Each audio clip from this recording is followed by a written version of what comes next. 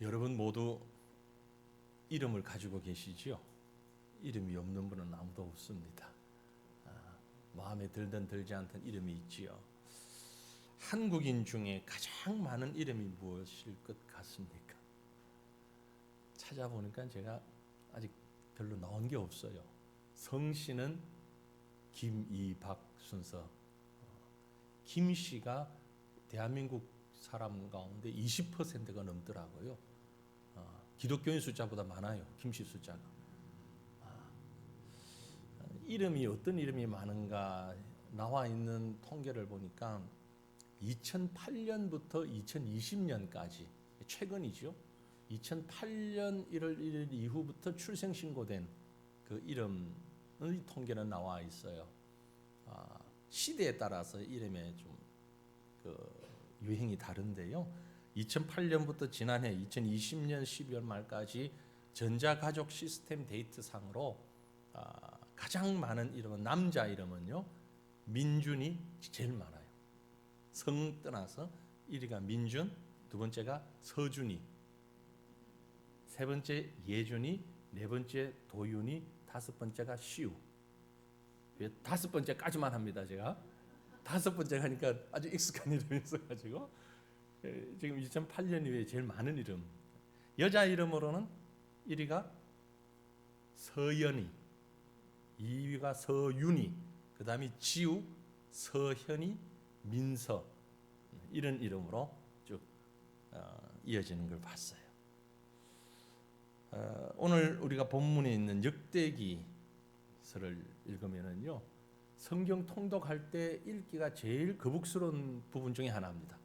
왜냐하면 이름이 참 많이 나옵니다. 역대기 상부터 하쭉 가면서 그런데요, 1장부터 9장까지 무려 500여 명의 이름이 나와요. 역대기 상에서. 그런데 특별히 4장 우리가 오늘 읽었잖아요. 그죠? 4장 1절부터 8절 사이에 44명이 나와요. 이름이 너무 많으니까 그저 언급만 하고 지나갑니다. 그 중에서 오늘 우리가 읽은 본문 4장 9절, 10절 두 절 말씀에 보면 야베스라는 이름이 나옵니다. 야베스. 그런데 앞에 한 500여 명의 이름과는 달리 야베스라는 이름에는 약간의 부연 설명이 있는 걸 볼 수 있습니다. 여러분의 이름은 혹시 무슨 뜻인지 알고 계십니까? 여러분이 살다 보면 동명이인을 만날 수도 있죠.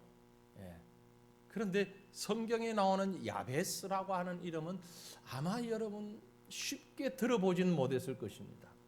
대부분의 사람들이 야베스라는 이름이 익숙하지 못한데 찬양을 즐기는 사람들은 오늘 설교 제목과 똑같은 야베스의 기도라는 CCM 곡이 있어요. 찬양곡이 있어요.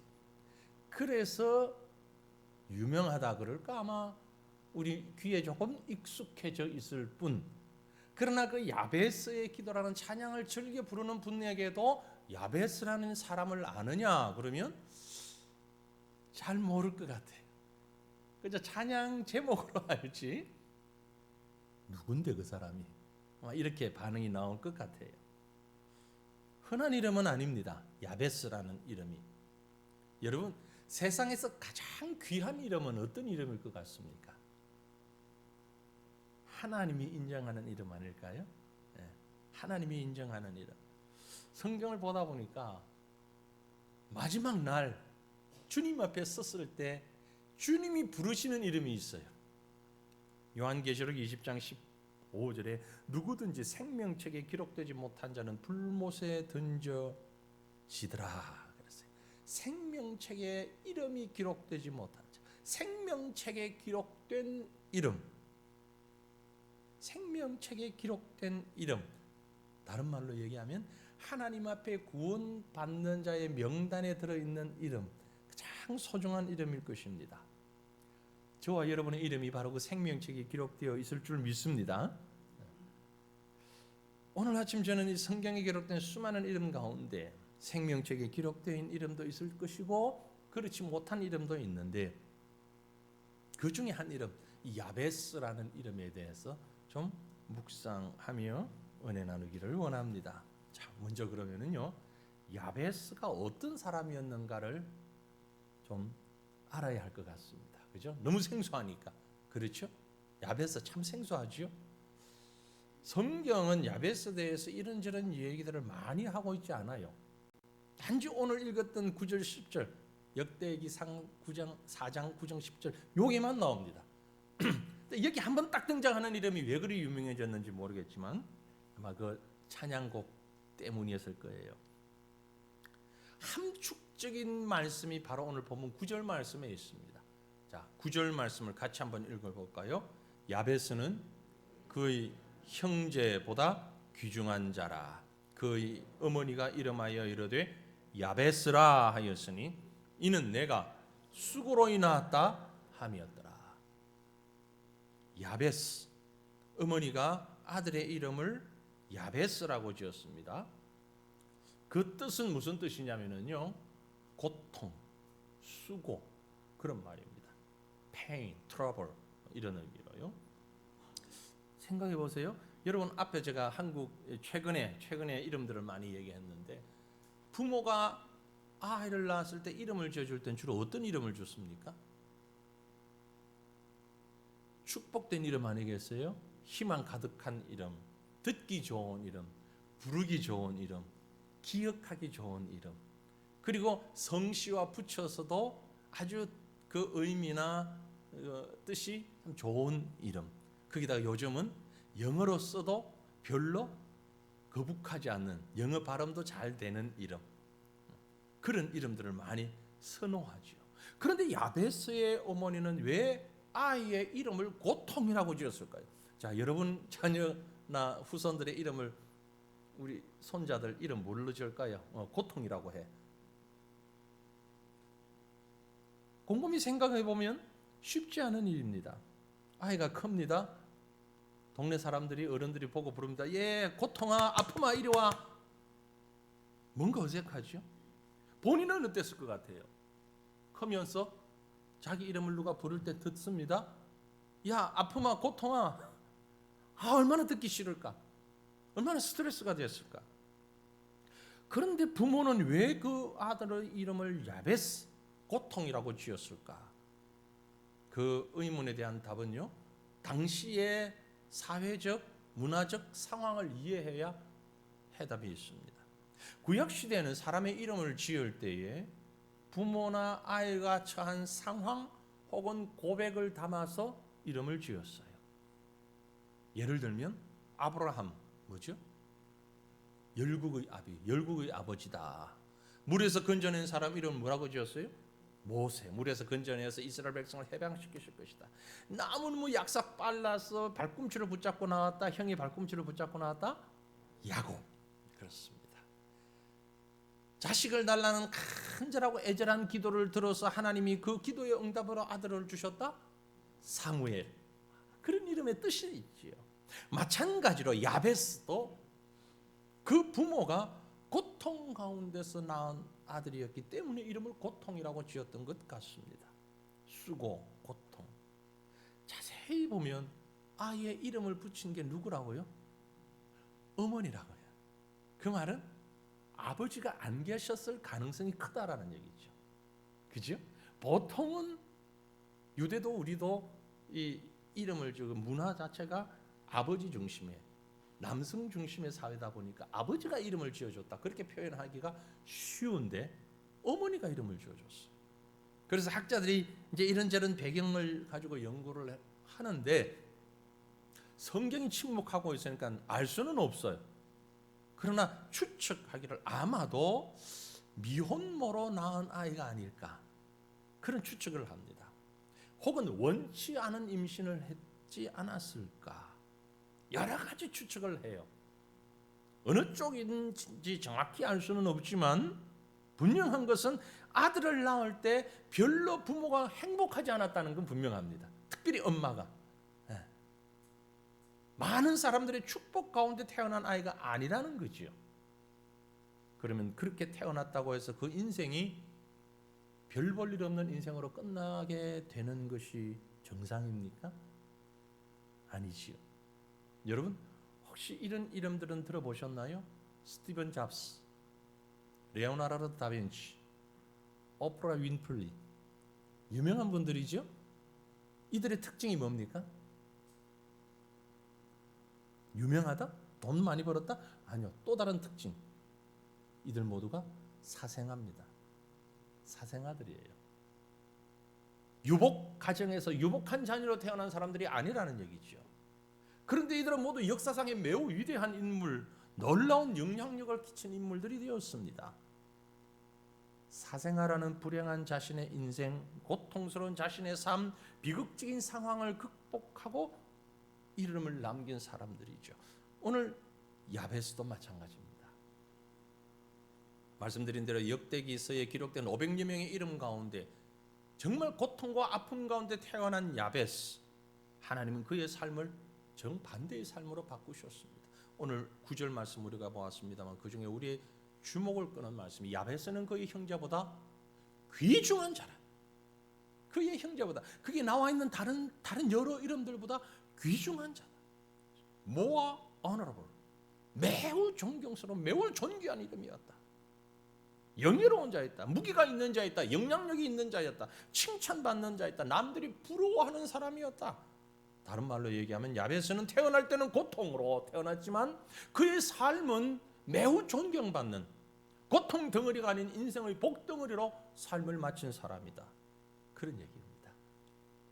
문제 인생을 축복 인생으로 하나님이 바꾸어 주셨습니다. 손가락질 받는 인생에서 박수 받는 인생으로 하나님이 만들어 주셨다라는 얘기입니다. 사랑하는 성도들이요, 하나님은 그런 능력의 하나님이십니다. 하나님은 바꾸어 주실 수 있습니다. 하나님은 저와 여러분의 인생을 바꾸어 주시는 분입니다. 고통에서 생명으로 바꾸시는 분입니다. 아픔에서, 손가락질에서 칭찬으로, 박수로 우리 삶을 변화시켜 주시는 분은 바로 하나님이십니다. 사람들은 착각할 때가 많아요. 내 인생은 내 노력으로, 우리 지혜로, 우리 능력으로, 우리 방법으로 바꿀 수 있다. 착각합니다. 아닙니다. 우리의 삶을 바꾸는 이는 오직 여호와 하나님이십니다. 믿으십니까? 하나님께서 우리의 인생을 바꾸어 놓을 수 있다는 사실을 믿으시길 바랍니다. 내 인생의 굽은 길, 하나님만이 곧게 펼 수 있습니다. 내 인생의 그늘진 길, 하나님만이 그것을 양지로 만들 수 있습니다. 폭풍과 같은, 바다와 같은, 풍랑과 같은 인생이라 할지라도 평온한 물결로 바꾸어 주시는 이는 내가 아니라 하나님이십니다. 어떻게? 왜? 하나님은 우리 삶을 그렇게 바꾸어 놓을 수 있다고 믿는 것입니까? 왜 하나님은 그렇게 바꾸어 놓으십니까?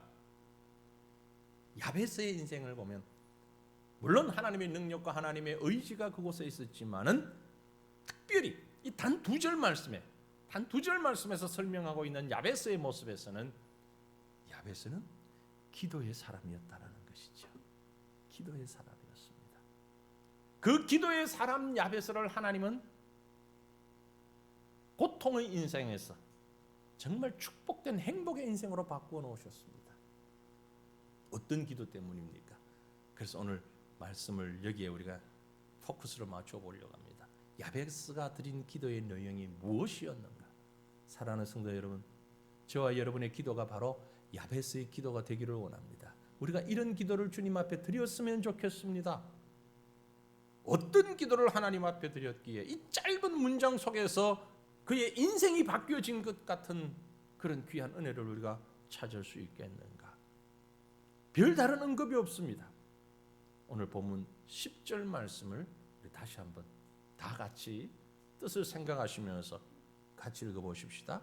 야베스가 이스라엘 하나님께 아뢰어 이르되 주께서 내게 복을 주시려거든 나의 지역을 넓히시고 주의 손으로 나를 도우사 나로 환난을 벗어나 내게 근심이 없게 하옵소서 하였더니 하나님이 그가 구하는 것을 허락하셨더라.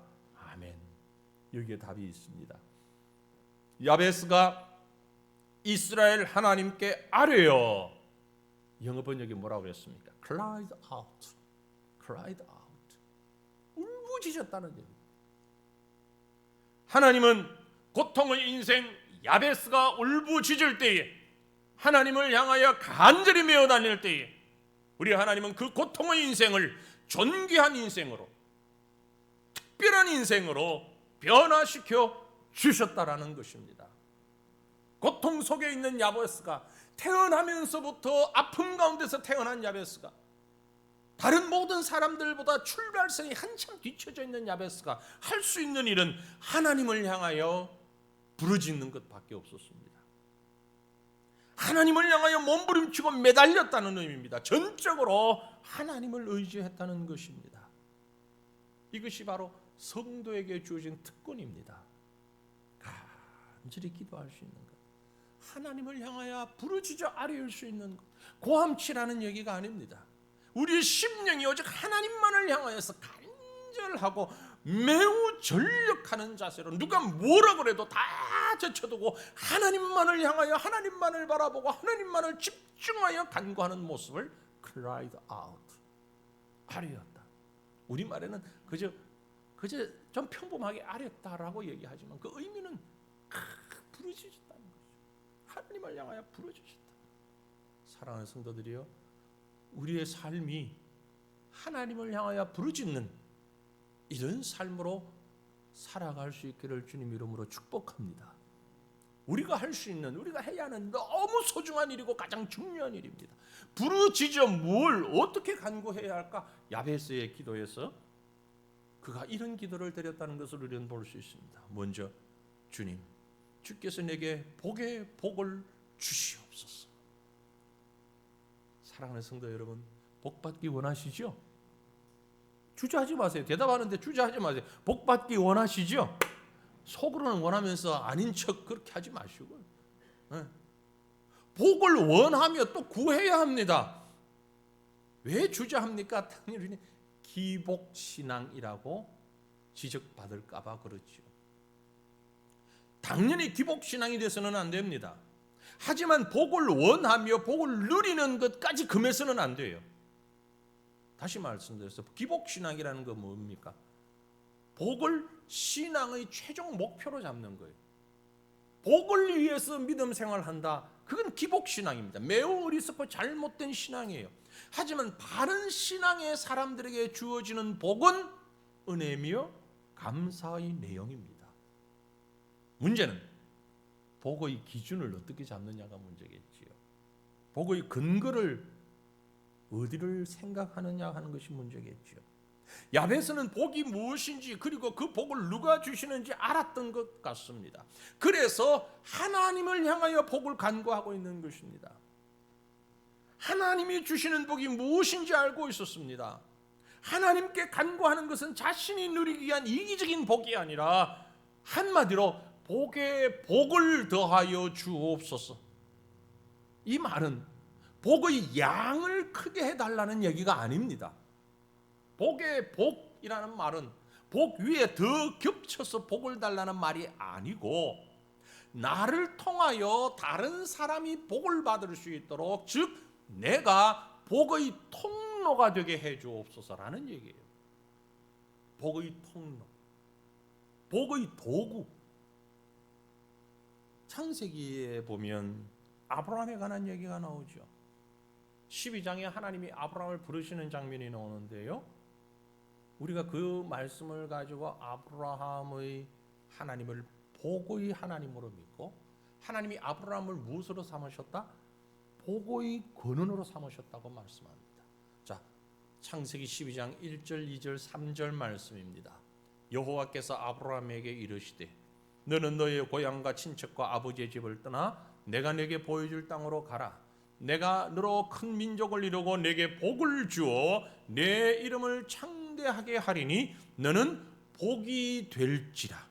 너를 축복하는 자에게는 내가 복을 내리고 너를 저주하는 자에게는 내가 저주하리니 땅의 모든 족속이 너로 말미암아 복을 얻을 것이라 하신지라. 하나님은요, 스스로 복의 근원이실 뿐만이 아니라 하나님을 믿는 아브라함도 복의 근원이 되게 하셨습니다. 하나님을 믿는 성도 한 사람 한 사람이 복의 근원이 되게 하시겠다라는 말씀이에요. 아브라함의 후손된, 영적 아브라함의 후손된 저와 여러분에게 오늘 말씀에 있는 것처럼 너를 축복하는 자에게 내가 복을 내리고 너를 저주하는 자에게 내가 저주하리니 할렐루야 하세요. 여러분 신나지 않습니까? 멋지지 않습니까? 이 말은 무슨 말이에요? 전능하신 하나님이 누구 편이다? 예, 내 편이라는 얘기죠. 내 편이라는 얘기. 하나님이 내 편이에요.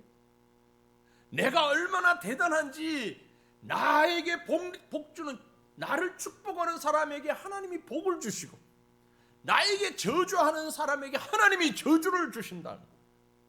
하나님이 내 편이라는 이 얼마나 멋지고 신나는 일입니까? 바로 그 말입니다.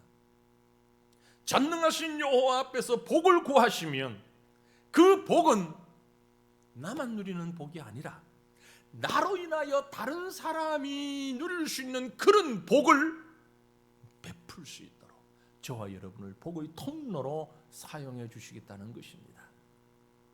이제 우리의 기도가 이렇게 좀 성숙한 기도가 되었으면 좋겠습니다. 하나님이여, 나를, 우리 교회를 복의 근원되게 하셔서 내 주변의 모든 사람들에게 이 하나님의 복을 나누어주는 복의 통로로 살아가게 하옵소서. 내 호주머니 든든하고 두둑하고 내 이름으로 된 계좌에 돈이 잔뜩 있는 그게 복이 아니라, 그런 복이 아니라 나 때문에 우리 성도들이 행복하고 우리 교회 때문에 과천이 행복하고 우리 교회 때문에 온 나를 아는, 우리를 아는 모든 사람들이 행복해질 수 있는 그런 복, 이 복을 간구하는 저와 여러분이 되시기를 간절히 바랍니다. 야곱처럼, 아브라함처럼, 야베스처럼 엄청난 복을 누리게 될 줄 믿습니다. 야베스의 기도는 그런 복을 간구하는 기도였어요. 복의 통로가 되기를 간구하는 기도였어요. 두 번째 야베스의 기도는 지경을 넓혀주시옵소서, 나의 지역을 넓혀주옵소서 하는 기도였어요. 나의 지역을 넓히시고, 지경 혹은 지역, 그것은 우리 활동 영역을 말합니다. 하나님을 위해 일할 영역을 넓혀달라는 것입니다. 좀 더 근본적인 의미로 들어가면 주님 위에 더 큰 사명을 주옵소서라는 것이죠. 그리고 그 사명을 감당할 수 있게 하옵소서. 쉽게 말하면 하나님 위해서 일 많이 할 수 있게 해주옵소서. 하나님 보실 때 얼마나 기특한 기도입니까? 하나님 내게 복 주셨어요. 내가 잘 먹고 잘 살게 해주시고요, 건강하게 살게 해주시고요, 누구보다도 지혜롭고 누구보다도 많이 가지고 누구보다도 행복하게 해주세요. 그 정도 기도가 아니고, 하나님 나로 인해서 수많은 사람들이 복을 받게 하시고 그 수많은 사람들에게 복을 끼칠 때 나의 활동 영역이 좀 더 넓어지게 하옵소서. 더 많은 사람들, 보다 많은 자들에게 이 복을 나눠주는 사람 되게 하옵소서. 내가 차지할 땅, 내가 소유할 수 있는 그런 재산이 아니라 나를 통해서 모든 영광을 하나님 앞에 올려드릴 수 있는 이 세상을 위한 도구로 쓰임받기 위한 기도인 것입니다. 사랑하는 성도들이, 우리의 기도가 바로 이런 기도가 되기를 원합니다. 주여, 나의 지경을 넓혀 주옵소서. 이 기도 하셔야 됩니다. 왜요? 하나님께 우리의 삶을 넓혀 주셔서 빛과 소금의 역할로 이 세상을 주신 사명 감당하며 살아갈 수 있기 위해서입니다.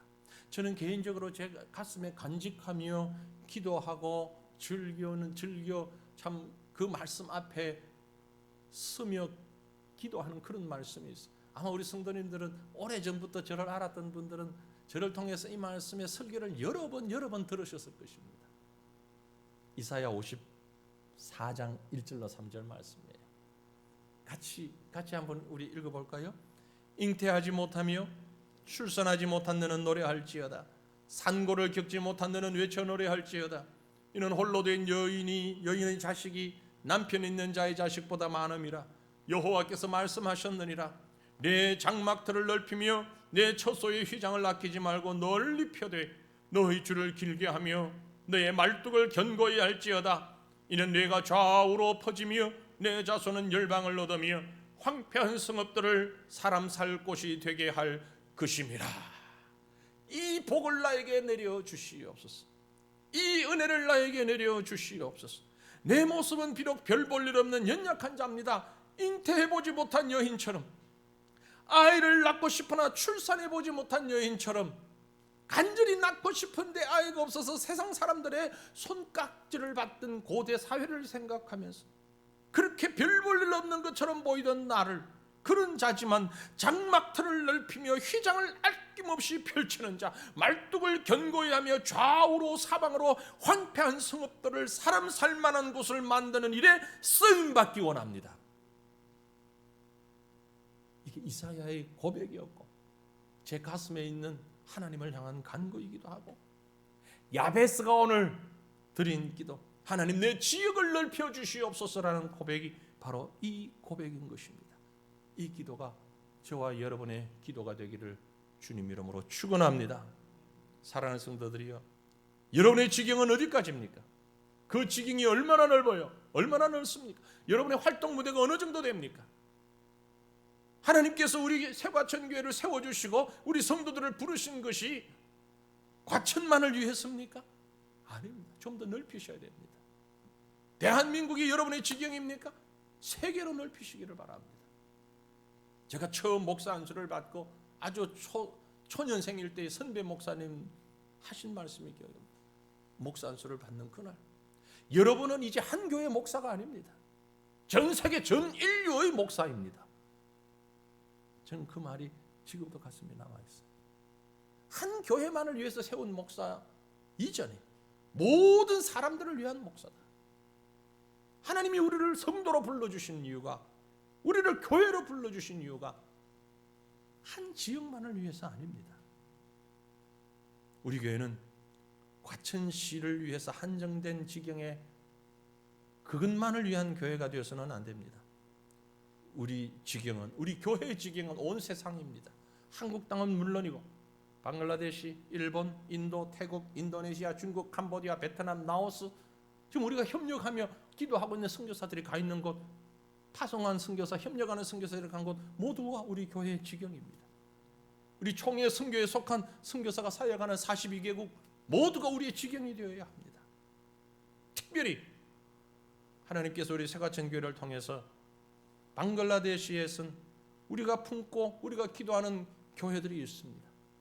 우연히 최근에 페이스북을 제가 보다가 우리 새 교회 목회자들이 올려놓은 사진, 최근 사진을 봤어요. 이제 우리 사역자들도요, 스마트폰 가지고 있으면서 사진 찍어가지고 페이스북 해요. 그래서 페이스북에 이 사진을 올려놨더라고요. 이게 선교사가 뭐 사진 달라 그래서 받은 게 아니고 자기들이 올려놓은, 페이스북에 올려놓은 사진을 제가 캡처를 했어요. 보이십니까? 바가단가 교회, 볼러볼 교회, 따라노골 교회, 아마 주일날 예배드리고 자기들이 한 사람 하니까 다른 사람도 같이 하자 그래서 따라한 것 같아요. 예배드리고 주일날 어느 시간에 찍어서 올려놨어요. 제법 교회다운 모습을 가지고 있지 않습니까? 물론 가족 중심이긴 하지만 우리 교회 성도들의 오랜 기간 기도, 또 물질 후원, 그곳에 하나님의 나라가 세워지고 있는 것을 우리가 볼 수 있습니다. 어떤 분은 그렇게 말할 수 있습니다. 아니 조그만 교회 한 두세 개 세워놓고 그거 뭐 대단한 것이라고 그렇게 얘기하냐? 그러나 하나님 보실 때 시각은 분명히 다를 것입니다. 겨자씨 하나리 땅에 떨어져서 아무것도 아닌 것처럼 보이지만 그 겨자씨 하나리 썩을 때에 세월이 흐르고 잎이 나고 많은 열매를 맺혀줄 수 있다는 것을 우리는 믿습니다. 하나님은 우리의 지경을 온 세계로 정해 주셨습니다. 너희는 온 천하에 다니며 복음을 전파하라. 너희는 가서 모든 족속으로 제자를 삼으라. 모든 족속, 모든 세상 만국 우리의 지경임을 잊지 마시기를 바랍니다. 이 사명을 감당하기 위해서 건축도 하고 지금 입당을 준비하고 있는 것입니다. 나만, 우리만 편리하고 좋은 환경에서 예배드리고 교육하기 위해 새 건물이 필요한 것 아닙니다. 나를 통해, 우리를 통해 지경을 넓혀주시고 주님의 사명을 감당해 할 수 있도록 나아가기 위하여서 기도하시기를 바랍니다. 더 나아가서 이 지역이 여러분의 개개인의 삶 속에도 실질적으로 넓혀지기를 원합니다. 여러분의 삶의 지역도 넓어지고 사업의 지역도 넓어지고 그래서 더 많은 사람들에게 영향력을 끼치고 더 많은 사람들에게 복을 나누어 줄 수 있는 빛과 소금의 역할을 감당할 수 있는 하나님, 나의 삶의 지역을 넓혀 주시옵소서. 주님이 기뻐하시는 그 기도가 바로 저와 여러분의 간구 되어지기를 간절히 바랍니다. 야베스의 기도를 좀 더 세밀히 보면 세 번째 야베스의 기도는 주의 손이 함께하여 환난을 벗어나 근심이 없게 하옵소서라고 기도했어요. 아무리 큰 일을 해도 환난을 통한 근심이 많으면 소용없습니다. 환난과 근심 속에서는 기쁨을 누릴 수 없습니다. 그러므로 환난과 근심이 떠나야만 하는데 문제는 그 환난과 근심을 어떻게 물리치느냐, 어떻게 떠나게 하느냐라는 것이죠. 주께서 나로 환난에서 벗어나 주의 손이 나를 도우사 나를 환난에서 벗어나 내게 근심이 없게 하옵소서. 참 지혜로운 기도입니다. 주님의 손으로 나를 도우셨어. 주님의 손으로 나를 도우셨어. 주님이 하시고자 하시는 일이 바로 그것입니다. 성경이 말씀하고 있어요. 요한복음 14장 26절에 보면 보혜사 곧 아버지께서 내 이름으로 보내실 성령 그가 너희에게 모든 것을 가르치고 내가 너희에게 말한 모든 것을 생각나게 하리라. 보혜사, 성령, the counselor, 혹은 다른 영어 번역에 보면 helper, 도우시는 이. 하나님의 성령은, 하나님은 우리를 도우셔서 나에게 가르치고 말씀이 생각나게 하시고 힘이 되게 하시고 능력이 되시어서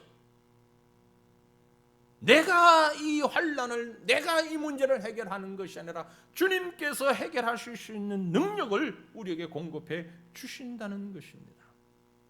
내 문제는 내가 해결해야지 무슨 누가 도와주냐? 너 아닙니다. 그건 독립심도 아니고 자립심도 아닙니다. 그건 교만일 뿐입니다. 야베스의 기도를 기억하십시오. 주의 손으로 나를 도우소서. 나로 환난을 벗어나게 근심이 없게 하옵소서.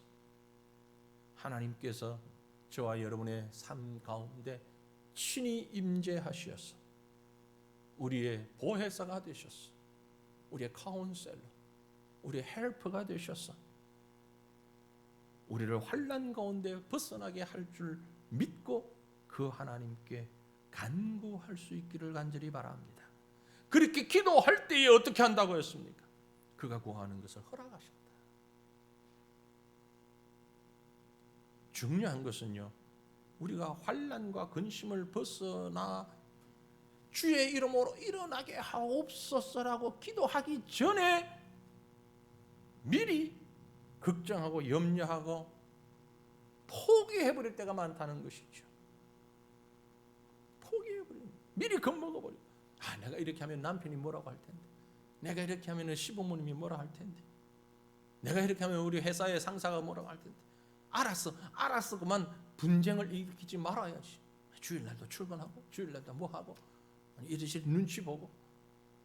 너무 우리가 믿음으로 인한 환난을 두려워하는 자들이 너무 많은 것 같아요. 아니 다른 일에는 그렇게 두려워하지 않으면서 왜 신앙생활을 하는 것 때문에 당하는 환난에 대해서는 그렇게 큰 두려움을 가지고 있는지. 네? 다른 일에는 그렇게 두려워하지 않잖아요. 그런데 신앙생활을 하면서 부딪히는 문제는 그렇게 두려워하는지. 코로나가 어디는 가고 어디는 안 가는 거 아니잖아요. 다 조심해야 되잖아요. 다 조심해야 돼요. 그런데 왜 지하철 탈 때는 괜찮고 교회 와서 예배 드릴 때는 문제가 되냐고요. 어디 뭐 쇼하는데 그런 데는 가도 괜찮고 왜 교회는 안 되냐고요. 미리 겁을 내는. 물론 그분의 말이 틀리진 않았습니다. 혹시라도 교회 가서 감염이 되면 얼마나 참 하나님의 영광을 가리는 일이고 다른 성도들에게 피해를 끼치고 다 맞아요. 그러면 꼼짝 말고 있어야지. 지하철도 타지 말고 버스도 타지 말고 다 수도하고 있어야지. 사실 우리는 이게 지금 사회적인 언론 그 분위기의 피해자일 수도 있습니다. 온 세상이 지금 그런 분위기에 휩쓸려 있습니다. 말이 나왔으니 말이지. 지하철 발 코로나 그런 말 들어보셨나요? 안 들어보셨죠? 교회 발 코로나. 교회에서 코로나를 생산하는 것도 아닌데 왜 교회 발 코로나라고 그러고 시내버스 발 코로나라고 얘기하지 않죠? 불합리하잖아요. 그런데 사람들은 이미 그렇게 세뇌가 돼버렸어요. 앉아있는 우리도 그렇고 우리 모든 성도들도 세상 사람들도 다 그렇게 세뇌가 돼버렸어요. 누가 그렇게 만들었는지는 모르지만 그렇게 세뇌가 돼버렸어요. 비단 이것뿐만이 아니라 우리는 믿음 생활하는 것으로 인하여서 다가올 수도 있는 여러 가지 환난과 여러 가지 핍박에 미리 사전에 겁을 내고 차단시켜버릴 때가 얼마나 많은지 모릅니다. 여러분 순서를 바꾸십시오. 순서 바꾸십시오. 어떻게 해요? 모든 환난 가운데서 주의 손으로 나를 도우사 나로 환난에서 벗어나게 하시고 내 근심이 없게 하옵소서. 간구할 때에 하나님이 그가 구하는 것을 허락하셨더라 믿으시길 바랍니다. 무조건 무식하게 그만 기도하면 된다 그런 의미 아니에요. 오해하지 마십시오. 조심하셔야 됩니다. 예, 절제하고 조심하고 언제든지 할 수 있는 최선을 다해야 됩니다. 예배들 때 당연히 마스크 써야죠. 지금 비말로 전염된다고 그러니까 손소독하고 다 해야죠. 똑같이 하면서 왜 신앙생활 할 때만 더 큰 환난이 올 거라고 생각을 하고 계십니까? 그것은 지레 우리 마음에서부터 전제되고 있는 두려움이 아닐까라는 말씀이죠. 그런 면에서는 주의 손으로 나를 도우사 나를 환난으로 벗어나 내게 근심이 없게 하옵소서. 이 야베스의 기도가 저와 여러분의 기도가 되기를 간절히 바랍니다. 말씀을 맺습니다. 사랑하는 성도 여러분, 우리 기도와 야베스의 기도의 차이점이 무엇일까를 곰곰이 생각해 보시길 바랍니다. 우리 기도는 주님을 위해 복을 얼마나 구하였나 보십시오. 우리 기도는 성공하기 위해서 얼마나 지경을 넓히며 기도하였는가를 보십시오. 주의 손의 도우심이 얼마나 의지하고 있는지를 한번 바라보십시오. 고통과 수고의 삶으로 태어난 야베스라 할지라도 믿음으로 기도하는 그 간구를 들으시고 응답하시는 하나님, 그 하나님이 바로 나의 하나님이심을 기억하시고 야베스의 기도가 곧 우리의 기도가 되기를 원합니다. 우리 야베스의 기도를 다시 한번 같이 고백해 보십시다. 야베스가 이스라엘 하나님께 아뢰어 이르되 힘있게요 주께서 내게 복을 주시려거든 나의 지역을 넓혀 주옵소서. 주의 손으로 나를 도우사 나로 환난을 벗어나 내게 근심이 없게 하옵소서 하면 하나님이 그가 구하는 것을 허락하셨더라. 이렇게 기도하는 자에게 하나님의 복과 응답이 임하실 줄 믿고 야베스의 기도가 저와 여러분의 기도가 되어서 복의 통로로 지경을 넓히며 모든 환난과 근심을 벗어나는 복된 삶을 살아가는 우리가 될 수 있기를 주님의 이름으로 축원합니다. 우리 함께 기도하십시다.